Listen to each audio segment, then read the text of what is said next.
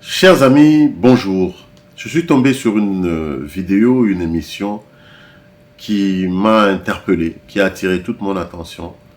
Et cette émission avait pour titre « La France est-elle en train de perdre l'Afrique ?»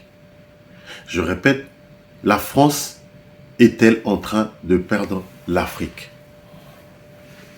Ça veut dire que la France n'a pas encore perdu l'Afrique. Or, nous savons tous que la France, l'Europe, avait accordé son indépendance à l'Afrique entre 1960 et 1965. Donc pourquoi aujourd'hui on peut dire que, on peut se poser même la question de la France serait-elle en train de perdre l'Afrique? Comment la France serait-elle en train de perdre l'Afrique aujourd'hui en 2023 alors qu'elle est censée l'avoir perdue en 1960?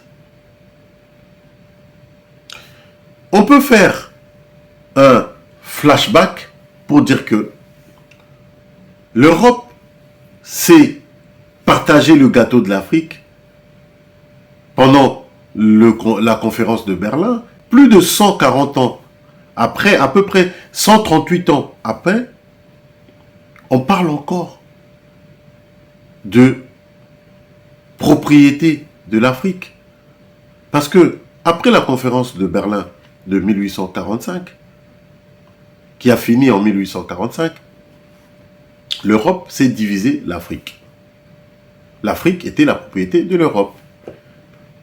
Mon pays, le Congo, la République démocratique du Congo, était la propriété du roi des Belges.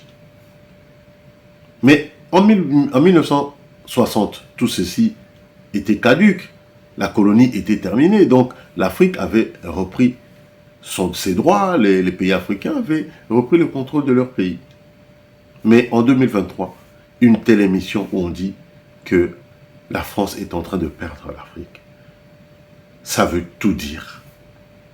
Ça veut dire que la France, bien qu'ayant accordé l'indépendance entre 1960 et 1965 aux pays africains, avait toujours gardé ces pays en otage, en colonie moderne, la néocolonisation. Et ça, c'est très grave. Et tous les Africains devraient regarder cette vidéo. Parce que moi, cette vidéo me laisse vraiment perplexe et j'espère que vous aussi, elle va vous laisser perplexe. Bienvenue dans ces idées qui gouvernent le monde. La France est-elle en train de perdre l'Afrique? Une question d'actualité. Des pays africains de l'Ouest, mais aussi d'ailleurs en Afrique, se font entendre des non à la France. S'agit-il de solder notre passé colonial en Afrique en visant une France-Afrique désormais en mort cérébrale? Même l'opération Barkhane, engagée en 2014 pour empêcher le dépeçage du Mali par les djihadistes d'AQMI, a pris fin en se cherchant d'autres missions que strictement sécuritaires. Il incombe désormais à des milices militaires russes sous le nom de Wagner d'assurer et d'œuvrer aux côtés des forces armées africaines pour assurer une rente sécuritaire à des États instables et piller en retour les ressources disponibles.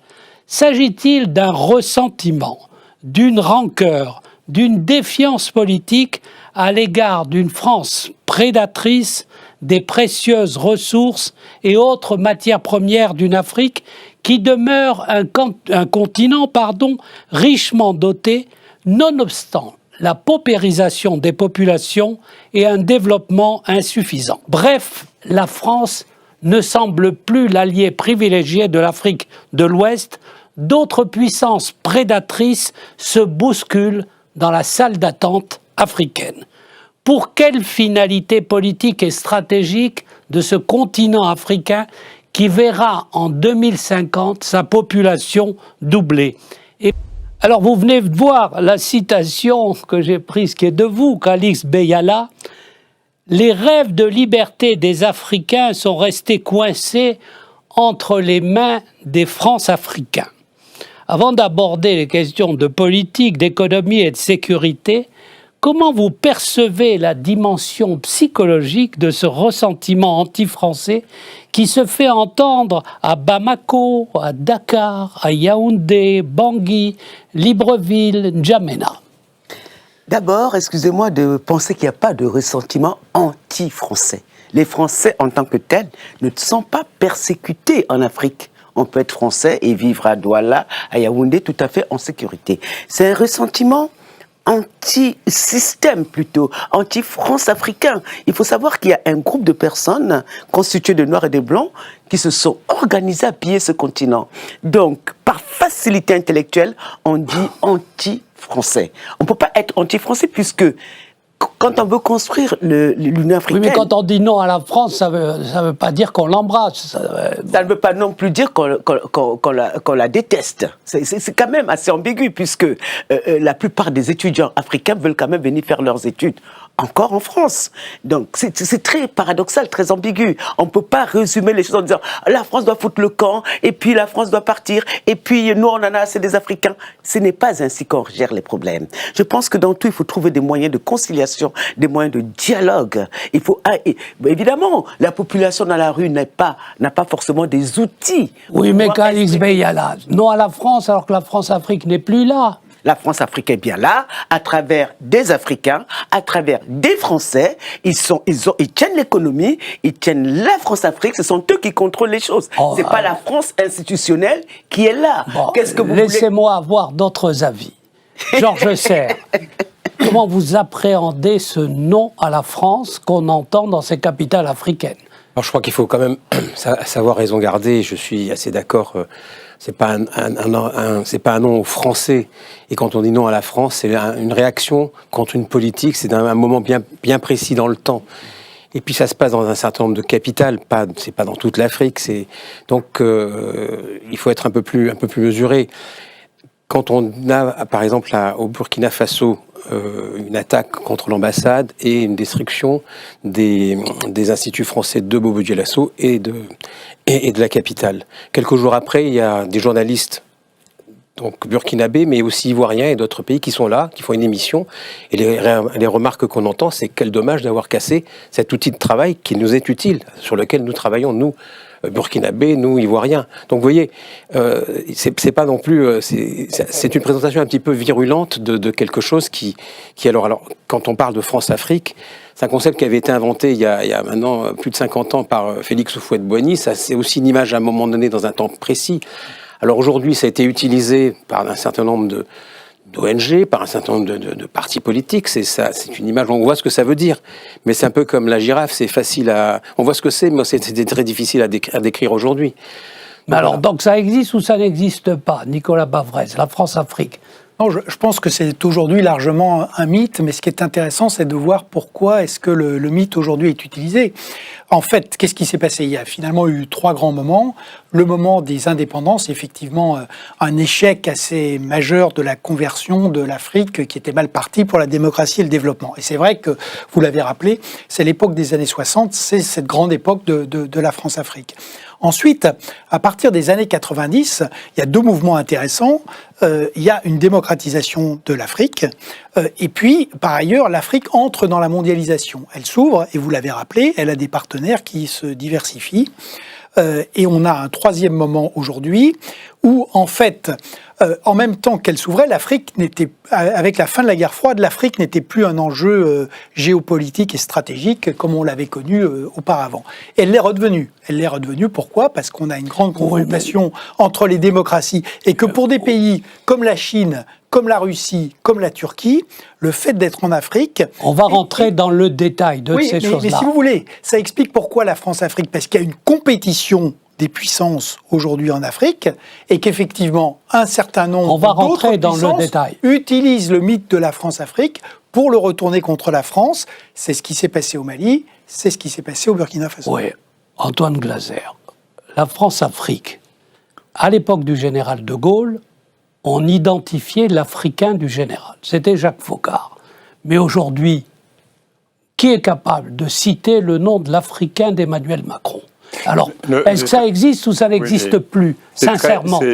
Sincèrement, le problème, c'est un problème, effectivement, c'est un problème, on est tous d'accord, historique. Ça veut dire qu'il ne faut quand même pas oublier, depuis les indépendances de 1960 jusqu'à la chute du mur de Berlin, il y avait quand même un système intégré politique, militaire, financier extrêmement verrouillé. Les dirigeants africains étaient en fait cooptés par la France, mais souvent, comme Houphouët-Boigny ou Senghor, ils avaient été ministres dans des gouvernements français. Vous aviez des généraux comme Eyadema au Togo ou Bokassa en Centrafrique. Ils avaient crapahuté avec l'armée française en Indochine, en Algérie. Et je crois l'erreur fondamentale s'il y a en ce moment, moi aussi je trouve que c'est anachronique de dire la France-Afrique quand vous avez connu ce que c'était que ce système intégré.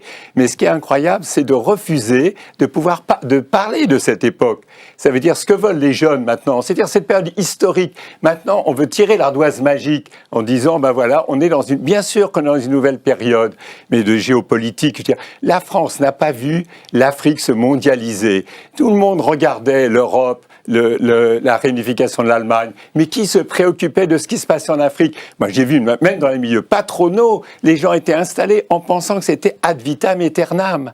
Et je pense qu'on paye actuellement ce refus. Enfin, Emmanuel Macron, maintenant, bon, il y a eu le Rwanda, maintenant il veut ouvrir aussi les dossiers sur le Cameroun, l'Algérie, mais à un moment donné, surtout en 2017, quand il est arrivé au pouvoir, il a dit, les gars, on replie les rétroviseurs, regardons devant, moi je suis jeune, j'ai pas connu ça, allons-y franchement. Je pense que c'était une erreur, je pense qu'il faut parler de cette période qui était quand même, je termine là-dessus, pourquoi c'était une période particulière? Parce que les propres alliés de la France laissaient la France gérer ses pays à sa guise. La France contrôlait les marchés à 50-60%, elle avait l'uranium, le pétrole à bas prix. Donc c'était une période qui, à la chute du mur de Berlin, on a fait comme si la France n'a pas vu l'Afrique se mondialiser. C'est ça le vrai problème. Donc, à travers cette vidéo, qu'est-ce qu'on remarque? On remarque que le mindset, le mental des Européens, leur état d'esprit, ça n'a jamais été de laisser l'Afrique. Parce qu'ils connaissent ce qu'il y a en Afrique, le sous-sol africain. Nous-mêmes, Africains, ne connaissons pas réellement ce qu'on a en Afrique. Tous ces coups d'État qui ont lieu actuellement, depuis 2020 en Afrique, c'est dû au fait que nos militaires, nos populations ont compris que les Européens n'avaient jamais eu l'intention de laisser l'Afrique libre, de laisser l'Afrique indépendante. Et c'est pour ça qu'il y a eu un rapprochement avec l'Europe de l'Est, avec la Russie, parce que la nature a horreur du vide, mais en voulant étouffer l'Afrique, en empêchant l'Afrique d'avancer, l'Afrique a dû se retourner et à prendre des accords avec d'autres pays qui lui proposaient mieux que l'Union européenne. Plutôt que de s'entendre avec l'Afrique, plutôt que lui donner des perspectives d'aider l'Afrique à avancer, la France-Afrique a noyé l'Afrique, a noyé les Africains. Et le désespoir les a poussés, pour beaucoup d'entre eux, à finir dans la Méditerranée. Et ça, c'est catastrophique et c'est regrettable. C'est pourquoi aujourd'hui, les Africains sont contents, heureux d'accueillir les rébellions, les coups d'État qu'il y a récemment. Voilà la situation actuelle. Et cet état d'esprit doit changer. Et l'Europe, l'Union européenne, doit chercher à avoir des relations gagnant-gagnant avec l'Afrique. Pas les relations où, au bout de 140 ans, on cherche encore à posséder l'autre, à contrôler l'autre. Ça, c'est une relation que l'Afrique ne veut plus.